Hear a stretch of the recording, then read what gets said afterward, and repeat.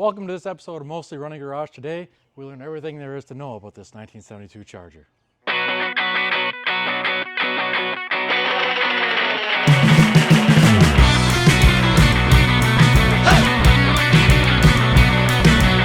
As we said in the opener, we're going to learn everything there is to know about the 1972 Charger here. Also, is going to be the introduction to my dad, who also has a YouTube channel. Funner to do it. You can see it on his shirt right there. Some of you may have already seen his channel. I know a couple of you have already subscribed from his channel because you like the content of the Charger on his channel, so go check that out. I got this from you about 2 years ago now, and it has not been on the road since then. Not because of me. Well, partly. Ran when he got it. Partially because of you. Once I got the car from him, 8 hours later the transmission died? Something along the lines of that. So we put a new I got the trans out, rebuilt it, put it back in, and then I moved from Wisconsin down to South Carolina where we're currently at. Once we got it down here, we started tinkering a little bit with it, and then I started an 8 3/4 swap on it, which you'll see coming up in future episodes, the third member measurements and all that, and it also going back into the car. The third member rebuild is on Runner to do it if you want to see that. Yep. We took everything from it. I got the axle out of a junkyard, brought it back home, tore it all down completely, the axle completely down to the bare housing, and built it from the ground up. From the new brake line to the actual build of the third member with the gears and the posi. It does have the locker in it now. What else? I'm trying to think. I can't remember my sheets. Well, the axle went from a 271 to a 355. Yep. And it was a it went from 8 1/4 with 272 yeah. or 273 gears or something around there to 355 with the locker in it. When we originally bought this car, when he bought the car, it was a 318. What else? A 318 had AC. It was a factory AC car. Factory AC car. The gentleman we bought it from had it painted, not a Mopar color, just a generic candy apple-ish red. Redid the interior. Missing something? That's about all he did to it. It's about he all just that made happened. it look pretty. Pretty much, yeah. It ran like doggy doo-doo. Yeah, it did not run well. So we went through and did a bunch of stuff on there. We're gonna start in the trunk and work our way forward. So let's get over to the trunk, see what's back there, how that looks, and keep moving on down the line. So now we're in the rear of the car. You can see a little closer. We do have some rust on the bumper here. It does have air shocks in it. It's got the rear stripe, 440 logo on the side. I'll show you that in a second when we're walking around. And then now let's open it up and see what we got inside. In the trunk area, it's got decent carpet in here, some spare speakers, tools, because you know what's going to break on you. Want to be prepared, and a spare tire. Back here, that's about it. It does have the rate. We do have an amplifier back here, which is not hooked up at the moment. We do need to do some wiring on that. Got some, always need to have your zip ties back here, some starting fluid, and we have your cross wrench. And this is the original color of the car. The color was, I want to say it was white on blue. It was I believe it was a white. I can't remember what color it was, what he said. We can try to decode the fender tag one of these days. Yeah. So that's pretty much everything in the trunk. You know, in the back of the car, like I said, it's got the 8 3/4. We did all that work. You'll see some of that coming up in the channel. Most of it is on his channel, Funner to do it, of the whole build of that. I did put the tips on here were added on when the exhaust was done, when the engine was put in it. I did have a professional shop do that. He welded the tips on here, and it's also got an X pipe on it. Yep. For the exhaust. I think it makes it sound a little bit cooler. It doesn't have that. It's a preference. Yeah, it really is. I like it. I like how it sounds. I think it sounds pretty cool. So we're going to work up our way up the side. We'll come to this side and tell you the story of how I messed up. So we have this Hot Wheel logo here, we call it. And I'm gonna let him start it off and explain why it's there.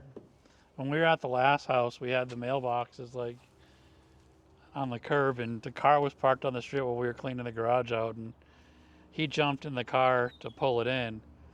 And as he's pulling it in, we're watching him, me and Ann, and he's getting real close to that mailbox, and suddenly Metal mailbox. we got, "Ah!" But the car is so loud we didn't notice, and also we saw the mailbox go, "Wah!"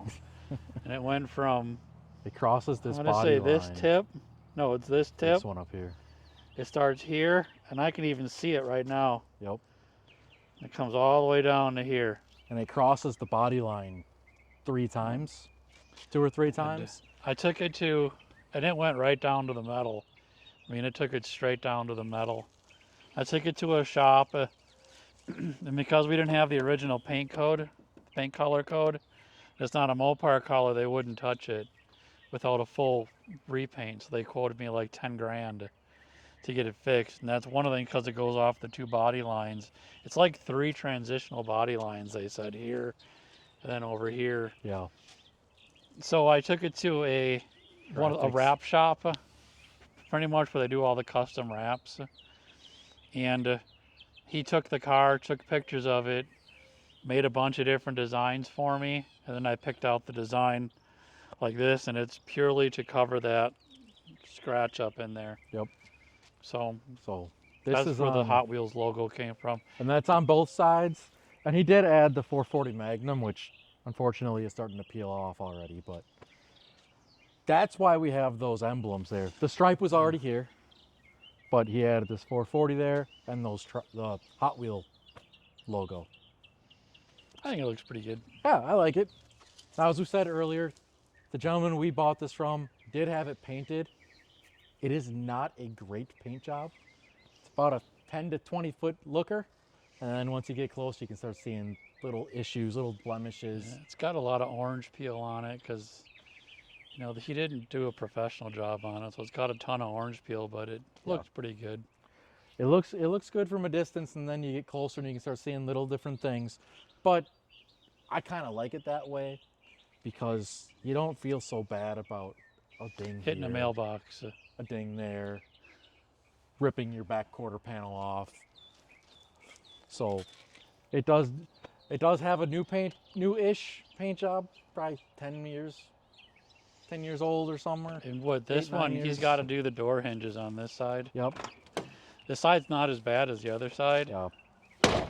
but he did do the door hinges on the driver's side, but he'll be doing the door hinge on this side too. Yep. We had to get that one done because You couldn't even open the door. it would drop. You couldn't. I mean, it would drop an inch and a half when you'd open the door. So it does need door hinges on this side.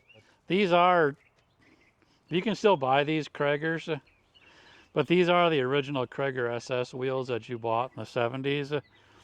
When we first bought the car, he was with me too. And Yeah. he had 2 cars. He had a 71 with a 383, a black one, and it had the center line, the solid center line rims on it. And then he had this one with the Kragers.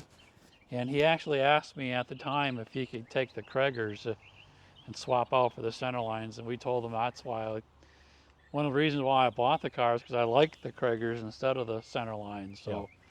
And he was fine with it. He kept them on. The only thing is that Krager over there, the center cap is busted out of it. So, But it's not just the cap that's busted. It comes into the chrome. actual chrome hard piece. So you can't just buy. I can't just go find a new cap. And it will need a whole new rim. These to are fix it. 15-inch rim, 15-inch tires. Can't remember what the front is, but the backs are 55s, aren't they? I'm not sure. 55, offhand. I think so. 15. But they're supposed to have 14-inch rims, but these are both 15-inch rims on here, and it rides fine. Yeah, there's no issues with the ride quality between the 14 and the 15. We've had no issues with that. We're gonna jump under the hood now and talk about all the work that's been done since he bought the car, and then what I've done since the car's been mine for 2 years. The first thing you're gonna notice is the 440 big block. It did have the 318 originally when we bought the car. It does still have the AC compressor. I have to get lines made for it to get the AC working again. This car has gone through a full rewire using the Ron Francis wiring kit, so it has modern day mini fuses instead of the glass fuses, so it doesn't And burn to the ground as easy. the AC is an auto air 134A upgrade. It's not the original. Yeah. If you can even see in there, instead of that big old tank, it is a 134A system that you can buy from AutoWare that converts it to a 134A, which now is being phased out too, but it's still Pretty much everything under this hood was new 7 years ago, 5 years ago, somewhere in there, when we did the engine swap. It's got a new transmission, which is now a rebuilt transmission because it blew up. We've got new radiator, cooling fans. All the cooling system stuff is from Durali, and we have had zero issues since going in with that. It's got a fan controller, so it's got 2 electric fans that are controlled by a module that kick on at different intervals. So once it hits a certain point, the first fan will kick on. It hits another point, the second fan will kick on. And it's on a timer after the engine shuts off. So when you turn this car off, when it's hot, you can hear these fans going for another 5-10 minutes. And they're loud. They're soft starts. They're pulse width modulated, which means that it doesn't give it, if they pull 40 amps, it doesn't pull 40 amps instantly. It starts out at a lower amperage and it ramps up to it. So it doesn't put stress on your alternator. It'll actually ramp up to that. It doesn't voltage spike your vehicle when the fans kick on, which is that's what blows up electrical systems on here, is those 2 fans when they're pulling 40 amps and 2 of them come on, and suddenly your alternator at 80 amps is suddenly just ramped down to nothing because your cooling fans pulled it down. This one won't do that. They start up individually and then they ramp up, so you don't get that sudden draw of current with those voltage spikes. Yep. The pulley system is from CVF Racing. It is their V-belt system with the air compressor up top. What else did you? Hindsight, I wish I would have put the snake serpentine belt on, but live and learn. Yeah, I mean, the serpentine belt versus the V-belt, the serpentine belt is a decent amount more expensive to get into. Maybe down the line it might go to that. I doubt it. I'll probably just roll with this until the car burns to the ground. What else have we done here, you think, that you've done before it was my car? The one big thing on this one is the Ron Francis kit. They didn't specifically sell one for the 72 Charger. They sell the universal kit, and they tailor it to the Charger. They give you the extra information to wire up your car. Ignition, for one, is this is a Ford-powered car, which I know he hates hearing. It's a Ford-powered car, I say, because the voltage regulator is actually a Ford voltage regulator. They got rid of the ballast resistor on this vehicle. The voltage regulator is now a Ford module, but it's still got a Dodge, the 2-wire Dodge alternator. They just use a Ford module to control it now instead of the Dodge one. Yep. It's electronic ignition, so we got rid of the ballast resistor, so it's a full electronic ignition. HEI system. And you do have to do some extra wiring on this, because like the headlights, this has the hidden headlights on there, which is relay controlled. And the thing with the relay is this did come with those from the factory as an option code. This is a standard edition vehicle, but the relay that comes with them doesn't come in the wiring kit, because it opens the relays, it opens the windows by switching polarity. That's how the doors open. It positive and ground is one way, and that closes it until it hits a stop, and that shuts power off. When you turn the lights on, the polarity switches on the relay and they pop open. That one, I had to find that relay from Summit, because the original ones that come in these cars, this one did work. It was really dirty, but that little relay underneath there was $15, and I was able to sell that factory relay to somebody who had a factory car for like $200. Yeah. So I'm like, well, nothing else is stock on this car, so I'm selling the relay, because all the wiring is completely redone on here, and let somebody else have the original relay, and I'll switch over to the more reliable Summit one. Yeah. And this worked just fine on here from there. And we had no intentions of keeping this Yeah. factory correct or numbers matching. And we did rebuild the motor for the headlight units. The headlight motor on this one's like a $500 motor. There's a guy on eBay, if you have a 72 Charger, 73 Charger, I think even 71s. The third gen Chargers. They and these also go on the Chryslers going up through like 78 through like the New Yorkers and stuff like that. What fails in them is not the motor, it's the plastic gears in there. He actually has a CNC machine. What do they call it? Printed. A 3D printer. He does 3D printing of those gears, so I was able to buy the gears and rebuild that motor for it. And the motors are hard to find, just so you know. They're not easy to find. Yeah. But the headlights work on here just fine. Yep, and you did see that in the very first episode of Mostly Running Garage. Then the things that I've done in the 2 years since I've had the car, we obviously had the trans rebuild, and I put the trans back in. It's gotten a new brake booster because the brake booster was failed on it. And we did the rear axle swap. You'll see some of that on this channel. Some of it's on his channel, funner to do it. And the other thing that I did do is I added a transmission cooler. This also from Durali. We used AN lines to run all the trans cooler lines. The reason I put that trans cooler on is when I took this transmission to the rebuild shop and had them go through it, the reverse gears, welded themselves together because it got so hot. So Yeah, but that was because of the rear axle, though. Yes, but this would have helped. Maybe. It would have prolonged it. Would've It still would have prolonged done it. It still would have had the same issue, but it would have prolonged it longer. And it's just a precaution, makes you feel better. It's a cheap upgrade you can do to put a little bit more protection on that transmission.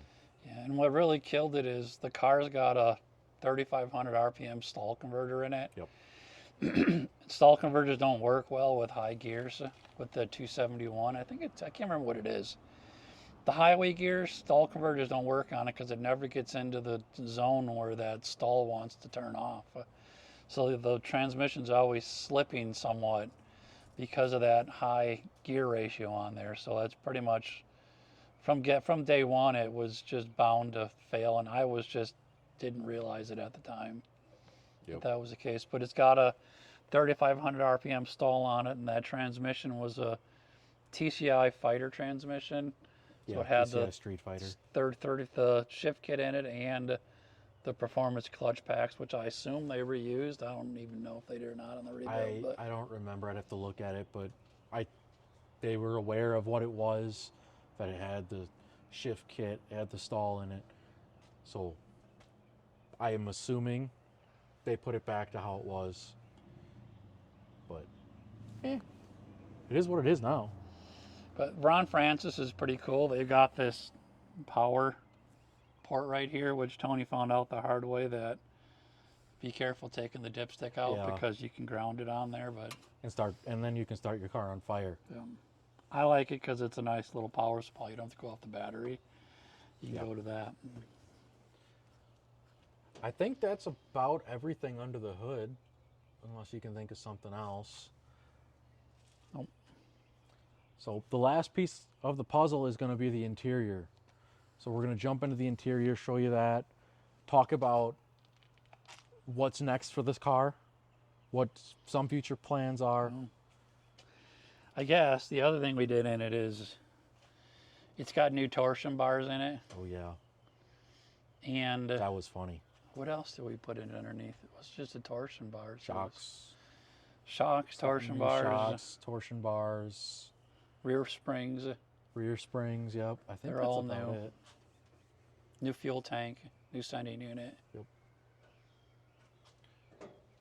So, but let's jump inside the car here, talk about what we've done in there.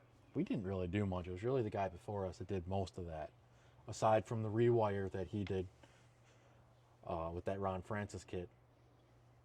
So let's jump inside and see what we got.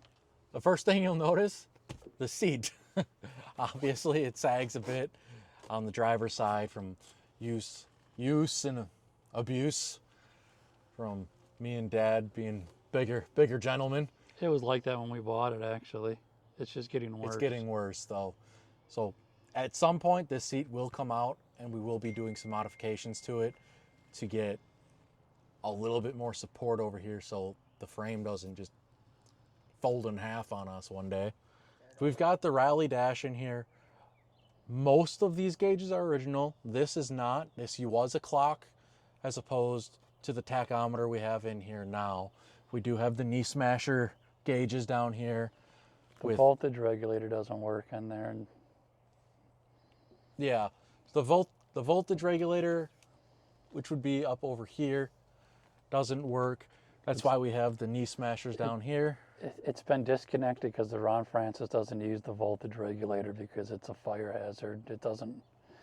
The Ron Francis bypasses the voltage regulator on it because the amount of current that's going through those old voltage regulators would burn these cars to the ground. So they got rid of it. So that goes over the cluster. It does have the GT steering wheel on it.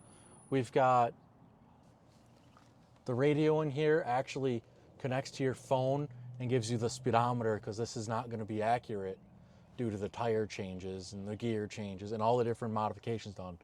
So my phone is actually my speedometer on here. It's got the B&M shifter. That is a Gates shifter, correct? Yeah, that's how I burnt the transmission. I was using the gate. No, just kidding. And it used to be a column shift. This is a dash pad. Did you get this from Classic Industries? It came with it, but Classic Industries sells those. Classic Industries sells these dash pads, and you can't even tell it's covering anything. It's self-tapped on the side. Yeah, and that's how I knew the car was blue, because when you take that off, the cover of the dash pad is blue, but it's tore up. I mean, it looks horrible. It's bad. So we have this dash pad on here. It doesn't shake or rattle on you. It's not. It looks nice, and it's not a annoyance. They're meant to be glued down, but I never glued it down just because it was nice to be able to take it off.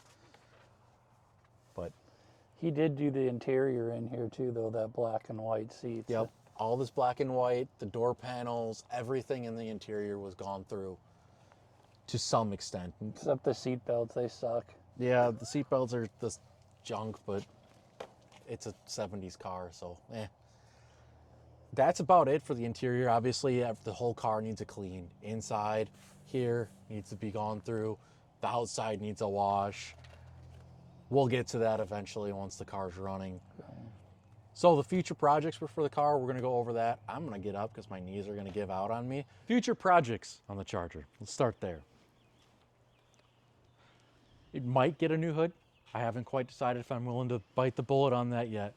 The reason it would get a new hood is it went from the 318 to the 440. To put the correct air cleaner on here, you need to have a bulge hood to encompass all that big block. This is not a bulge hood. There's actually a dimple in the hood where we had the carburetor stud in it still, and it hit the top of it. So it's actually got a bolt in the air cleaner because of that. That's one thing we're looking at. The seat needs help. It needs some stiffening and some modifications there. It might get either a replacement 70s Krager rim or new Kragers around so that all the Kragers are intact. It's going to get carburetor work. It's running really rich. Now, it could be a power valve, it could be tuning. We'll go and jump into that. It will get AC lines. I want AC back in this car because we are in South Carolina. So it will get new AC lines. Now, whether I haven't quite decided what route I'm going to go. Am I going to take it to a shop to get the lines made? Or maybe I'll get the crimper and make my own. I haven't decided yet. I'm going both ways. We'll see which route we go. Those are future projects. More will come up. But until then, that's the plan for the car right now. The big thing right now is that tune-up. It will be getting an alternator put in here. So there's projects on here. This is not a perfect, pristine machine. Never will be. I don't want it to be that. I want it to be a fun driver that might go down the drag strip every once in a while. But it's gonna be mainly a street car, and that's where I want it to be. So coming up, we're gonna see alternator install and tune-up. Mainly fuel, figuring out the fuel ratio so that it doesn't backfire. Because right now, every once in a while, depending on its mood, it will backfire through the carburetor because of how rich it's running. So we do need to go in and figure out that carburetor situation. We do have the Summit Racing carburetor on there. Holley based, but it is a Summit brand. So it is a little bit different. It's not like your generic Holley where the two side bowls pop off. It just has one top that comes off. This is the future of the car. You were introduced to my dad, Mr. Funner to do it himself. Celebrity guest appearance. He'll be popping in and out of the show, just like I pop in and out on his show. Until then, this was Mostly Running Garage. We'll see you next time.